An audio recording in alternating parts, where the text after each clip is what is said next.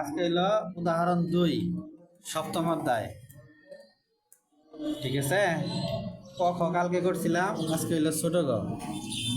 ছোট গ নাম্বারে কি বলছে, একটি বর্গের পরিসীমা 2s হলে বর্গটি আঁকো। একটি বর্গের পরিসীমা 2s হলে বর্গটি আঁকো।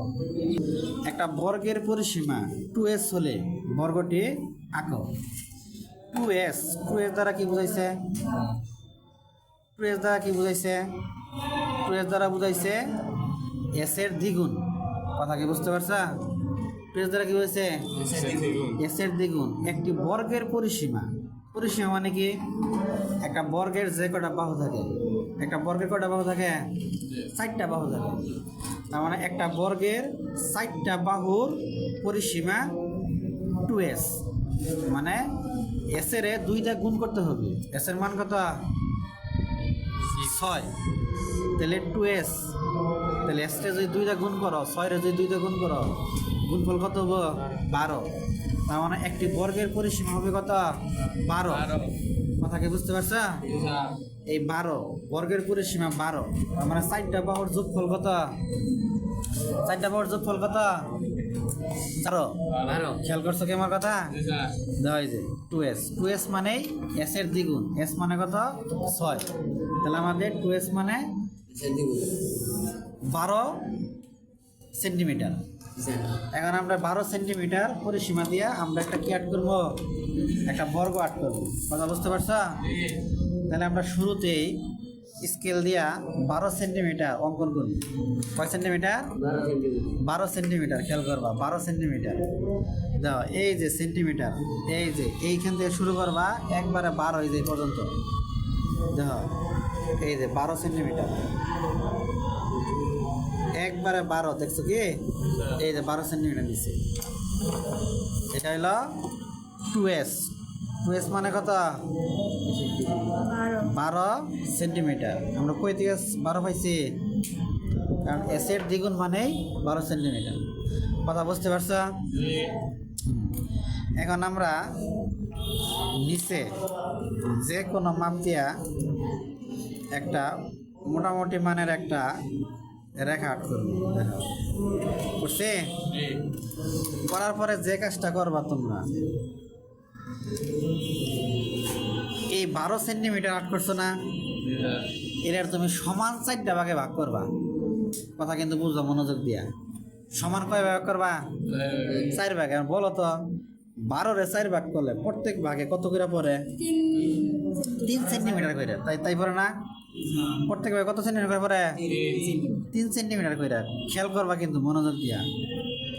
তাহলে আমরা প্রত্যেক ভাগে 3 সেন্টিমিটার করে পড়বো। কেন 12-রে 4 ভাগ করছি? কসে? কারণ বর্গ আট করতে বলছে। বর্গের কয়টা বাহু থাকে?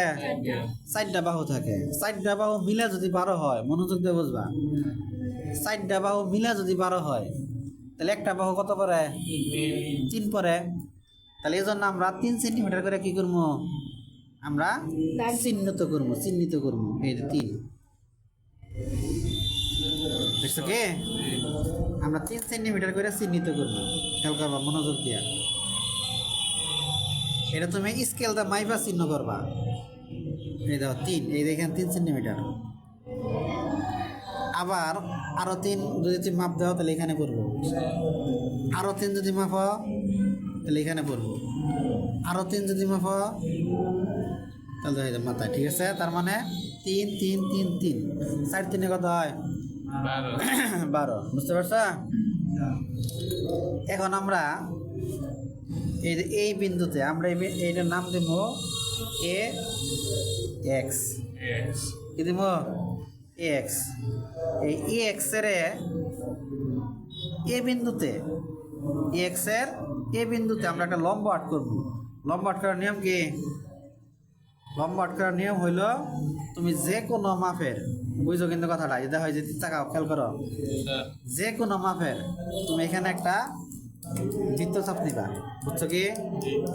যে মাপের নিলা, ঠিক ওই একই মাপের এখানে বসাবা কম্পাসটা, বসাই দে এনু কাটবা, মনে থাকবা। আবার ওই একই মাপের এই যে এখানে তুলবা, তুইলা 3 নাম্বারটা একটু বড় করে দিবা। 3 নাম্বার বৃত্তচাপটা কি একটু বড় করে দিবা। পরে আবার সে কি মাপের এই যে এখানে বসাবা, বুঝবা মনোযোগ দিয়া মেরাজ। এই যে ঠিক আছে, আমাদের লম্ব হয়ে গেছে। তা লম্বটা কীভাবে আট করলাম আবার খেয়াল করো। প্রথমে আমরা এই বিন্দুতে কম্পাস বসাইছি, যে কোনো মাপ দিয়ে। এটা কিন্তু তুমি যদি কো স্যার আমি আর বড় করবো, বড় করে করবো, তাও করা হওয়া। যদি কেউ না আমি একটু মাঝারি করে করবো, তাও করা হওয়া। তবে আমরা এতটুকু নিচ্ছি, বুঝছো কি? এটা কোনো মাপজোক নাই। তাহলে এই যে দেখো এখানে আট করছি, ওই একই মাপের এখানে বসাইছি, বসাই এটা কাটছি। ওই একই মাপের এখানে বসাইছি, বসাই এটা কাটছি। আবার ওই একই মাপের এখানে বসাইছি, বসাই এটা কাটছি। কি বুঝছো না, বোঝো নাই? তাহলে এখন আমরা কি করবো, এই যে এই বিন্দু আর এই যে এই বিন্দু, এই বিন্দুর মাথায় যেতে হয় আগে কম্পাস রুলটাকে সুন্দর করে বসাই নিবা। এই যে লম্বা কাটা কি করা দাগ দাও, বুঝছা? একদম বিন্দুর মাঝখান দিয়ে জানি যায় এটা। তাহলে আমরা এটার নাম দিলাম এ ডি, এ ই, এ ই। ঠিক আছে, এখন যে কাজটা করবা মনোযোগ দিয়ে বসবা। এই যে কালকে এটা শিখাইছিলাম, এই যে এরকম 3 সেন্টিমিটার নিলাম যে আমরা মাপ দিয়া, দেখছো তো?